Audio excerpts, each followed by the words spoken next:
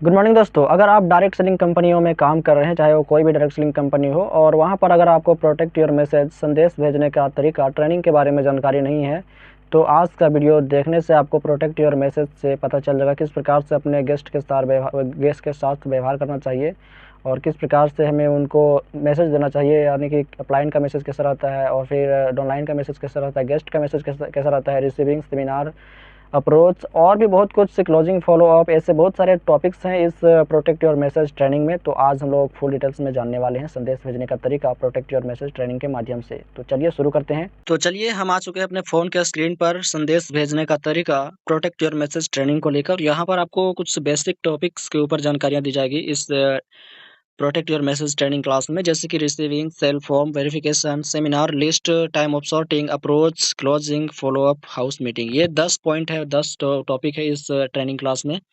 और इसी टॉपिक के माध्यम से आप अपने गेस्ट को मैसेज देंगे प्रोटेक्ट योर मैसेज के ट्रेनिंग में।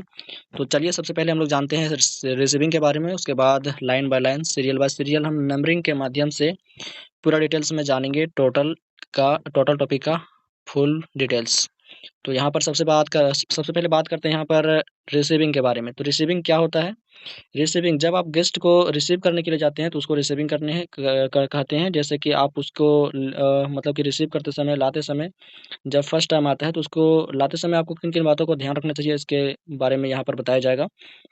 यहाँ पर पहला पॉइंट है, पैसे के बारे में पूछ लेना चाहिए। जो भी आपका गेस्ट आता है, चाहे आपके साइड ऑनलाइन का गेस्ट आता है, तो उसको पूछ लेना कि आप पैसे, जो पैसे मतलब कि लाने के लिए बोले गए थे या फिर जो पैसे लगते हैं वो पैसे आपने लाया है या नहीं लाया है। तो पहला पॉइंट ये होता है, रिसीविंग करते समय पैसे के बारे में पूछ लेना चाहिए। दूसरा पॉइंट है, गेस्ट कैसा है उसके बारे में सीनियर अपलाइन को बताना चाहिए। अगर आप अपने गेस्ट के साथ गए हैं और गेस्ट का ऑनलाइन आया है, तो गेस्ट के बारे में पूछकर उसके बारे में जानकारियाँ देना है अपने सीनियर अपलाइन को, थोड़ा पीछे या आगे होकर। और तीसरा पॉइंट है कि गेस्ट के पास हमें ड्रेस कोड में जाना चाहिए। जिस भी गेस्ट को आप रिसीव करने के लिए जाएँ, लाने के लिए जाएँ, तो आप अपने प्रोफेशनल ड्रेस में जाएँ, जो कि हमारा जो भी डायरेक्ट सेलिंग कंपनियों का जो ड्रेस होता है, ड्रेस कोड होता है, टाई बेल्ट होता है, जूता होता है, तो इन सभी का हमें ध्यान रखकर जाना चाहिए।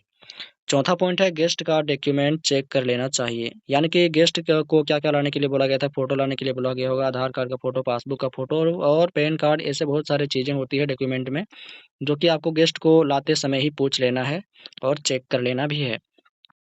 अगला पॉइंट है, रिसीविंग करते समय हमें ध्यान रखना चाहिए कि अपर हेडसेट लगाकर रखना चाहिए। जब भी हमारा नया गेस्ट आता है तो उसको अपर हेडसेट लगाते आना चाहिए रोड में और रूम आते समय, क्योंकि अपर हेडसेट रहेगा तभी वो रूल एंड रेगुलेशन का पालन करेगा और थोड़ा-सा उसमें डर रहेगा और आपके अनुसार चल पाएगा। तो अपर हेडसेट लगाना बहुत ज़रूरी है। दूसरा हमारा टॉपिक आता है सेल फॉर्म का। सेल फॉर्म माने कि जो भी हम सेमिनार में जाते हैं तो वहाँ पर हमें जो फॉर्म मिलता है उसको भरने के लिए हमें कौन भरना चाहिए, आप भरेंगे या फिर आपका गेस्ट भरेगा, ऐसा किस सिचुएशन में करना चाहिए, ये सेल फॉर्म के माध्यम से भी जानेंगे। तो पहला पॉइंट है, सेल फॉर्म में फॉर्म गेस्ट से खरीदवाना चाहिए। जो भी फॉर्म गेस्ट का जब फॉर्म फिलअप होता है तो जो गेस्ट फॉर्म खरीदता है तो उसको खुद खरीदने देना चाहिए, ना कि अपने खरीद के दें उसको। गेस्ट जो आए उसको ही खरीदवाना चाहिए गेस्ट का फॉर्म, और फॉर्म उसी से भरवाना चाहिए। जो भी फॉर्म खरीदा है वो उसी को भरने देना चाहिए और बता देना है कि अगर एक मतलब कि फॉर्म अगर फेल हो गया, गलत हो गया, तो आपको दोबारा फॉर्म नहीं मिलेगा। तो थोड़ा पर हेडसेट भी लगा देना है। तीसरा पॉइंट है कि फॉर्म भरने के बाद उसके पास से ले लेना चाहिए। जब फॉर्म भरना हो जाता है तो उसको ज़्यादा डिटेल्स में जानकारियाँ लेने की ज़रूरत नहीं है वहाँ पर। आपको फॉर्म भरने के बाद तुरंत उसके पास से फॉर्म अपने पास ले लेना है और चेक कर लेना है और साथ में वो मोड़ के फ़ोल्ड करके रख लेना है उस फॉर्म को अपने पास। चौथा पॉइंट है, इंटरव्यू का अपर हेडसेट लगाना चाहिए। जब फॉर्म फिलअप हो जाता है तो आपको इंटरव्यू का अपर हेडसेट लगाना चाहिए कि आप जो भी सर के पास जा रहे हैं इंटरव्यू देने के लिए, वो बहुत ही दयालु हैं और थोड़ा सख्त मिजाज के हैं। अगर उसके पास ज़्यादा बोलोगे तो मतलब कि काम नहीं दे पाएँगे, आपको ना मतलब कि यहाँ से भगा भी सकते हैं। तो इंटरव्यू का अपर हेडसेट भी लगाना चाहिए उस गेस्ट का सीनियर के प्रति। और पाँचवा पॉइंट है कि उसके व्यवहार की जानकारियाँ सीनियर को देनी चाहिए। जो भी अपर हेडसेट लगा रहे हैं उसमें ये भी बता देना चाहिए कि जो भी मतलब कि सीनियर को बताना चाहिए अपने गेस्ट के बारे में कि ये थोड़ा ऐसा मिजाज का है या फिर थोड़ा गुस्सैला है या फिर ज़्यादा पढ़ा-लिखा है। तो आप जिस भी व्यवहार का हो गेस्ट, उसके बारे में अपने सीनियर अपान को जानकारियाँ दे देनी है। छठा पॉइंट है कि फॉर्म उसी को जमा करने देना चाहिए। जब इंटरव्यू वगैरह हो जाता है तो फॉर्म जमा करने के लिए अलग जगह भेजा जाता है। तो फॉर्म जब जमा किया जाता है तो उस जगह पे भी आप फॉर्म जमा ना करें, उसी को जमा करने दें, ताकि वहाँ से कुछ भी पूछे तो वही जवाब दे सके। और तीसरा हमारा आता है वेरिफिकेशन का। वेरिफिकेशन क्या है? वेरिफिकेशन का प्रोसेस जो होता है आरडी और फ्रेंचाइजी करते हैं। जो भी यानी कि हम जो फार्म भरते हैं उसको मतलब कि फुल डिटेल्स में देखने का कार्य जो करते हैं वो हमारे आरडी करते हैं। और फ्रेंचाइजी जो रहते हैं, आरडी खाने का मतलब है ग्लेज़ में अगर आप काम कर रहे हैं या फिर कोई भी काम कर रहा है तो वहाँ पर आरडी होता है, रूबी डिस्ट्रीब्यूटर। और फ्रेंचाइजी वहाँ का जो होता है ऑफिस का ब्रांच का मतलब कि फ्रेंचाइजी वो वेरिफिकेशन करता है। चौथा टॉपिक आता है हमारा सेमिनार का। सेमिनार क्या है और सेमिनार में क्या हमें ज़रूरत होती है ध्यान रखने की? पहला पॉइंट है गेस्ट के पास पैसे हैं या नहीं देख लेना चाहिए। जब भी आप सेमिनार जाएँ, यानी कि वही होता है जब भी आपका बीईसी हॉल होता है, जीआईजी ट्रेनिंग जहाँ होता है, तो जीआईजी ट्रेनिंग तभी होगा जब आप फॉर्म फिलअप कर देंगे तब आपका जीआईजी ट्रेनिंग होगा। तो वही हो गया आपका सेमिनार फर्स्ट टाइम जीआईजी वाला। तो गेस्ट के पास पैसे है या नहीं देख लेना चाहिए। पैसे ना होने पर उसके बारे में सीनियर अप्लायन को बताना चाहिए। और पैसे नहीं है अगर गेस्ट के पास तो उसको अपने आरडी या एसडी लेवल के जो भी आपके पास सीनियर अप्लायन होंगे उनके पास ये जानकारी दे देना है कि उसके पास अभी पैसे नहीं है या ऑनलाइन तरीके से मंगा के देगा। और तीसरा पॉइंट है कि यहाँ पर सेमिनार का आधा घंटा पहले जाना चाहिए। जब भी आप सेमिनार जाएँ तो आधा घंटा पहले जाएँ। ऑफ़िस जाते समय अपना फ़ोन तथा गेस्ट का फ़ोन बंद कर लेना चाहिए। जब भी आप ऑफ़िस जाएँ सेमिनार के लिए, जीआईजी ट्रेनिंग के लिए या फिर सेल्फ होम के लिए, तो वहाँ पर ऑफ़िस में जाते समय अपना फ़ोन और गेस्ट का फ़ोन बंद कर लेना चाहिए। बीईसी हॉल में बैठाना चाहिए। सेमिनार में जब भी जाएँ जीआईजी ट्रेनिंग के लिए तो आप बीईसी जहाँ पर बिज़नेस एजुकेशन क्लास की जानकारी दी जाती है, वहाँ पर गेस्ट को बैठाना चाहिए।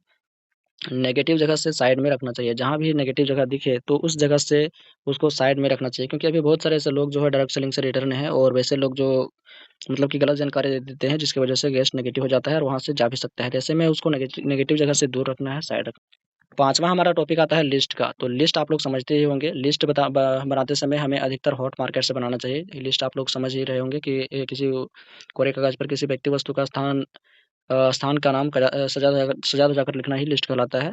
और लिस्ट जो बनाना चाहिए वो लिस्ट बनाते समय हमें अधिकतर हॉट मार्केट से, यानी कि जो हमारे ऊपर 100% विश्वास करता है उसी लोगों का उन्हीं लोगों का हमें लिस्ट बनाना चाहिए। जितना ज़्यादा लिस्ट हो सके उतना ज़्यादा बनवाना चाहिए, यानी कि 100 ही नहीं बल्कि उससे अधिक हो सके तो उससे अधिक भी बनवाना चाहिए ताकि वो जल्दी कामयाब हो सके। और लिस्ट बनाते समय ये नहीं देखना कि हमारा 100 है तो पूरा हो गया। आप उसको बता सकते हैं कि जितना आप बना सकते हैं उतना जल्दी आप कामयाब हो सकते हैं इससे डायरेक्ट सेलिंग बिज़नेस में। और छठा आता है आपका टाइम ऑफ सॉर्टिंग। गेस्ट का लिस्ट बनाने के बाद उसका 5 नंबर हॉट मार्केट से निकालना चाहिए तथा जितना हो सके उतना हॉट मार्केट से ही अप्रोच करना चाहिए। यानी कि लिस्ट अगर बना लिए तो टाइम मिलते ही आप सॉर्टिंग कर लेना है और हॉट मार्केट से 5 बंदों को निकालना है उसके लिस्ट से। और उनके साथ जितना हो सके 5 बंदे के पास अप्रोच कर लिए हैं तो अगला बंदे को आप निकाल सकते हैं हॉट मार्केट से जो बुलाकर, और अप्रोचिंग के माध्यम से उसको उसकी टीम को बढ़ा सकते हैं, बिज़नेस को बढ़ा सकते हैं। सातवां हमारा टॉपिक आता है अप्रोच का। अप्रोच करते समय क्या हमें बातों को ध्यान रखना चाहिए? और खुद ड्रेस कोड में होना चाहिए और गेस्ट का उम्र 18 साल होना चाहिए। यानी कि आप जब अप्रोच कर रहे हो किसी गेस्ट के पास, तो गेस्ट के पास अप्रोच करते समय आपका जो ड्रेस कोड है, पहनावा है, वो थोड़ा-सा जो कंपनी का होता है रूल एंड रेगुलेशन वाला टाई, बेल्ट, कोट, ये सभी आपको खुद के ड्रेस में होना चाहिए। और गेस्ट का उम्र कम से कम 18 साल होना चाहिए। जिस भी गेस्ट के पास अप्रोच कर रहे हो, चाहे आपका गेस्ट हो, चाहे ऑनलाइन का गेस्ट हो, एनीबॉडी किसी का भी गेस्ट हो, उसका उम्र जो होता है गेस्ट का, जहाँ पर आप अप्रोच कर रहे हो, उसका 18 साल उम्र होना चाहिए। तीसरा पॉइंट है कि अप्रोच हमेशा घुमाकर करना चाहिए। ऐसा नहीं कि आपको सीधे-सीधे दे देना है कि हाँ भाई, यहाँ पर 20,000 लगाओ, यहाँ पर आपको 20,000 महीना शुरू हो जाएगा और आपका नॉमिनी फैसिलिटी भी मिलेगा। यहाँ पर किसी प्रकार का कोई दिक्कत नहीं, खाना-पीना सब रूम फ्री है। तो ऐसे में कोई भी बंदा विश्वास नहीं करेगा, थोड़ा घुमा कर देना है और नॉमिनी के बारे में थोड़ा बता भी देना है। और चौथा पॉइंट है कि किसी भी गेस्ट को फिक्स सैलरी नहीं बताना है। जहाँ भी आप अप्रोच करें तो ये नहीं बताना है कि आपको 20,000 मिलेगा, 25,000 मिलेगा। आपको बताना है कि यहाँ पर इनकम के आधार पर मिलता है। आप जितना काम करेंगे उतना ज़्यादा पैसा मिलेगा, आप काम नहीं करेंगे, पैसा में नहीं मिलेगा। तो आपके काम पर डिपेंड करता है कि आप कितना कमाना चाहते हैं। यहाँ पर अभी के समय में 25,000 30,000 भी कमा रहे हैं महीने में, लेकिन आप पर डिपेंड करता है कि आप कितना कमाना चाहते हैं। अप्रोच करते समय हमें इनकम पर बात करना चाहिए, ये हमने जान लिया अभी।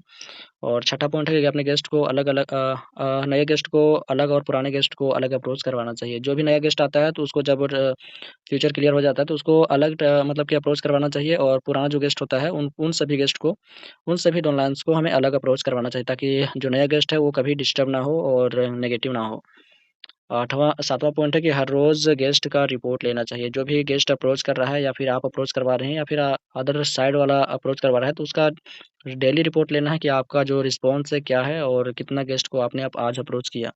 तो ये सभी रिपोर्ट भी लेना चाहिए। और अगला पॉइंट है अकेले नहीं बल्कि ऑफलाइन के साथ अप्रोचिंग करना चाहिए। ऐसे बहुत सारे लोग जो हैं कि मतलब ट्रेनिंग और मीटिंग लेने के बाद समझने लगते हैं कि हम जो है अप्रोच कर लेंगे, बुला लेंगे, वो मेरा आदमी है तो मेरा बात समझेगा, लेकिन आपका बात जल्दी नहीं समझता है।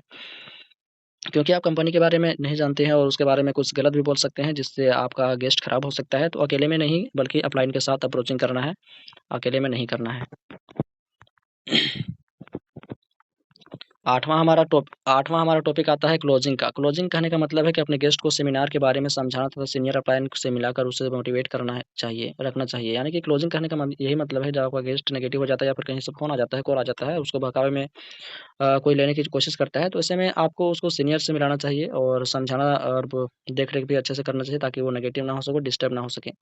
तो मोटिवेट करके रखना चाहिए। 9वां पॉइंट है हमारा, 9वां टॉपिक है फ़ॉलो-अप का। फ़ॉलो-अप करते समय हमें क्या बातें ध्यान में रखना चाहिए, यानी कि देख-रेख कर रहे हैं जब, समझा-बुझा रहे हैं, तो उसी समय भी कुछ सावधानियाँ रखनी चाहिए कि रिजेक्शन काटने का प्रयास करना चाहिए। जो भी बंदे का रिजेक्शन अगर आता है, तो उसको रिजेक्शन काटने का प्रयास करना चाहिए। ऐसा नहीं कि उसकी बातों में आप भी नेगेटिव हो जाएँ, डिस्टर्ब हो जाएँ। और जो भी नया गेस्ट आता है, गेस्ट से पार्टी लेना चाहिए। जो भी नया गेस्ट आता हो, जो चाहे मतलब चॉकलेट, बर्फ़ी या फिर लड्डू वगैरह कुछ भी हो, एनीबॉडी कोई भी चीज़ आप उससे खर्च करवाना चाहिए शुरू में, कि आपका जो जॉइनिंग हो चुका है, आप काम पे लग चुके हैं। तो थोड़ा-सा पार्टी-वार्टी भी होना चाहिए शुरू के दिन में। और तीसरा पॉइंट है, कुछ दिनों के अंदर कंगाल करके रख देना चाहिए। यानी कि कंगाल खाने का मतलब है कि जब उसके पास पैसे नहीं रहेगा, तो वो कहीं जा भी नहीं सकता है, उसे ज़्यादा दिमाग नहीं लगाएगा, सिर्फ़ अपने काम पर दिमाग लगाएगा। और वो सोचेगा कि हम जल्दी अपने लेवल को अचीव कर पाएँ, जल्दी अपने पैसे मतलब कि ज़्यादा इंसेंटिव कमा सकें, पैसा कमा सकें। और चौथा पॉइंट है कि गेस्ट को अपने आदत के अनुसार ढाल देना चाहिए। जो भी गेस्ट आता है, तो उसको अपनी जो आदत रहती है, अपने खाना-पीना का, रहन-सहन का और घूमने-फिरने का, वो सारे अपनी आदतों के अनुसार उसको देना चाहिए। और उसके अनुसार भी देना चाहिए, ताकि वो कभी इसको ना लगे कि हम जेल में हैं या फिर हमको कैदी बनाकर रखा गया है।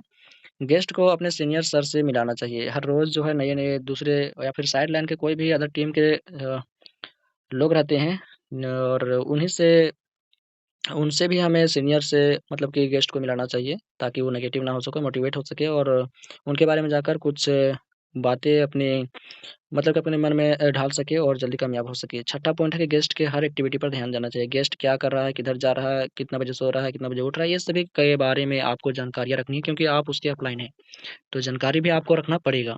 और 10वां हमारा टॉपिक है हाउस मीटिंग का। हाउस मीटिंग कहने का मतलब है उसके दिमाग के अनुसार ट्रेनिंग चलाना चाहिए। जब भी आप रूम में रहते हैं, तो रूम में रहते-रहते आप उसको लगता है कि हम कैद हैं और हमारे पास किसी प्रकार का कोई चारा नहीं है। तो ऐसे में उसको नहीं रखना चाहिए और उसको दिमाग को डिस्टर्ब नहीं करना चाहिए, और उसके अनुसार जो भी उसको ट्रेनिंग अच्छा लगे, वही ट्रेनिंग चलवाना चाहिए। दूसरा हमारा हाउस मीटिंग में पॉइंट है कि ट्रेनिंग के बारे में खुलकर बात करना चाहिए। जो भी ट्रेनिंग है, चाहे साइकोलॉजी है, एसबीपी है, बीईसी है, हाउ टू अप्रोच है, कोई भी ट्रेनिंग हो, उसके बारे में खुलकर बात करना चाहिए, ताकि आपका बिज़नेस जल्दी ग्रोथ कर सके, जल्दी बिल्ड हो सके। और यहाँ पर कुछ पॉइंट्स हैं, सभी लीडर्स के लिए महत्वपूर्ण बातें हैं। अपने रिस्क पर पैसे नहीं देना चाहिए। जो भी गेस्ट आता है, तो उसको अपने रिस्क पर नहीं देना है पैसे। वो बोल सकता है कि आप मुझे मतलब कि दे दो, महीने में पूर्ति ही आपको दे देंगे। तो अपने रिस्क पर पैसे देने की ज़रूरत नहीं है। जॉइनिंग करवाने के बाद पैसे खर्च नहीं करना चाहिए। जो भी गेस्ट आपका जॉइनिंग लेता है, उसको अ, मतलब कि अपने पैसे खर्च नहीं करना है, उसके प्रति किसी भी प्रकार का वादा नहीं करना है। तीसरा पॉइंट यहाँ पर देख सकते हैं, किसी भी प्रकार का हमें कोई वादा नहीं करना है कि आप बन जाओ या फिर आप इतना पैसा कमा लोगे तो हम ये कुछ आपके लिए करेंगे। तो ये किसी प्रकार का कोई वादा नहीं करना है। अपना गेस्ट किसी को नहीं देना चाहिए। जो भी गेस्ट आता है आपका, अगर आपके डाउनलाइन का गेस्ट नहीं आ रहा है, तो उसको देने का वादा भी नहीं करना चाहिए कि अगर तुम्हारा गेस्ट नहीं आ रहा है, तो हम अपने गेस्ट दे देंगे। तो ऐसे में हो सकता है वही बंदा आपका डायमंड बन जाए और आपका लेवल वहीं रह जाए। मतलब लेवल वही रहेगा, लेकिन आरडी के बाद जो है 3 लाइन आपको चाहिए। ग्लेज़ में या फिर कोई भी डायरेक्ट सेलिंग कंपनी में हो, सभी का अलग-अलग लेवल होता है। तो ग्लेज़ की बात करें, तो आरडी लेवल तक आप 2 लाइन से भी आरडी बन सकते हैं, लेकिन एलडीडी बनने के लिए आपको 3 लाइन चाहिए। तो अपना गेस्ट दान करने की कोशिश भी नहीं करना है, और किसी भी लेवल का कलेक्शन नहीं कर कैलकुलेशन नहीं करके नहीं बताना चाहिए। जो भी आपका गेस्ट आता है, तो उसको नहीं बताना चाहिए कि इतना गेस्ट डायरेक्ट लगाओगे तो इतना मतलब कि ये लेवल बढ़ाएगा आएगा, ये लेवल अचीव कर पाओगे, इतना पैसा आएगा। तो इस प्रकार का कोई भी कैलकुलेशन अपने गेस्ट को नहीं करके बताना है। तो इस प्रकार से आप समझ गए कि आप किस प्रकार से रिसीविंग करेंगे, किस प्रकार से उसको सेमिनार ले जाएँगे, अप्रोच करेंगे, क्लोजिंग करेंगे, फ़ॉलो-अप करेंगे और किस प्रकार से उसका देख-रेख करेंगे और किस प्रकार से आप उसको मैसेज देंगे, ताकि उसका जब डाउनलाइन आए, गेस्ट आए, तो अपने डाउनलाइन को आपके जैसा मैसेज दे सके, समझा-बुझा सके। तो ये प्रोटेक्ट योर मैसेज का ट्रेनिंग आप सभी को कैसा लगा, आप कमेंट करके बताएँ। वीडियो को लाइक करके चैनल को सब्सक्राइब कर लें, ताकि अगर हमारा अगला वीडियो आप तक तुरंत पहुँच जाए। साथ ही इस वीडियो को अपने उन दोस्तों के साथ शेयर करें जो डायरेक्ट सेलिंग कंपनियों में काम कर रहे हो। तो चलिए मिलते हैं अगले वीडियो में, तब तक के लिए जय हिंद, जय भारत।